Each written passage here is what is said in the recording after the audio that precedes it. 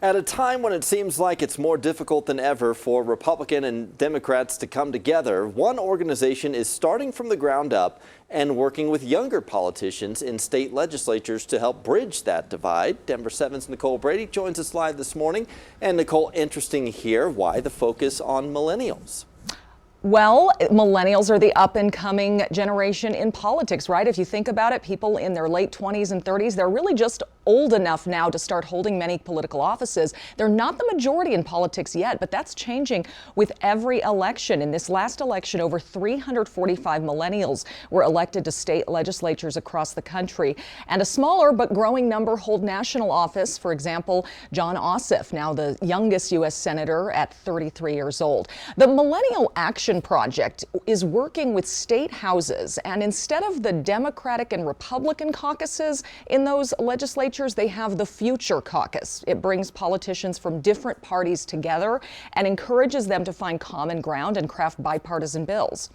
Millennials don't view politics as the typical right versus left, red team versus blue team spectrum. They view politics as this idea of bringing together Americans from a wide variety of backgrounds and perspectives.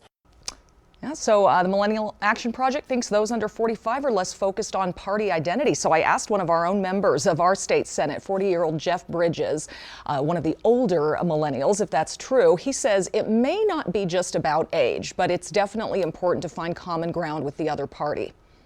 I think you just find people you get along with and you run bills. And, it may be that that person also voted for Trump, and I can't believe they did that, but we agree when it comes to education policy, so we're going to run a bill together.